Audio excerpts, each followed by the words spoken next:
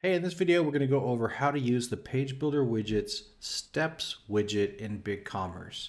All right, so I'm going to go to the Page Builder here in BigCommerce, and you have Design and you have Preview. I'm going to click on Design, and I'm going to just scroll down to where I want to add it in the page. And you can drag it right in, or you can drag a layout in here. Um, Let me show you. Let's see, steps. So if I put steps widget in here right now, then it's pretty much already styled, ready to go. And you can come in here and say, step one, do this thing, right? And you can keep on talking, blah, blah, blah, blah. You want to go through the additional steps. If you need to add a step, you can do that. Consider the rule of threes and how keeping things simple to a 1, 2, 3 is a really good thing. But if you need more steps, you can do more steps. If you need less steps, you can delete a step just like that. So I'll add one back in here. It does number them by default. And if you want to go into the settings, you can go into settings and say, like right now, it's set to max width for desktop as 50%. Let's say we wanted to center this. This centers the content. This right aligns the content. And let's say we didn't want to um, just make this the initial 50%, or maybe we want to make it a little bit smaller so it looks a little bit better like that. Now you have controls here for desktop, for tablet, and for mobile. So you can easily make this be just like a thin strip down the middle on desktop, but then go full width on mobile. Or you can make it go all the way across on desktop. Now, why would you want to do that?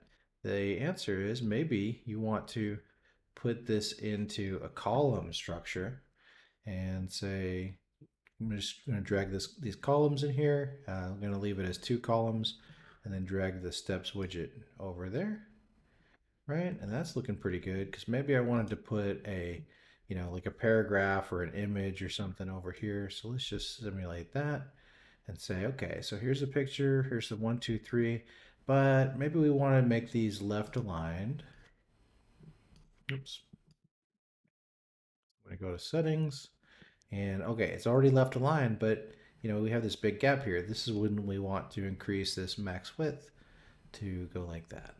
So maybe we want to dial it back just a little bit, or maybe you want to leave it like that, and then you want to add some margin to it or something like that, right? So we want to add like 50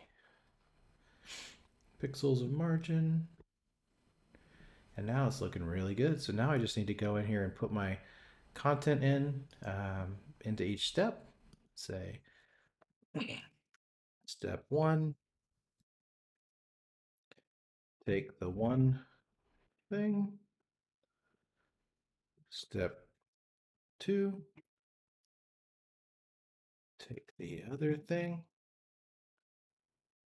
And then step three. And it doesn't have to be, you don't have to like call them, step one, step two, step three. You could say, finally, put those two things together.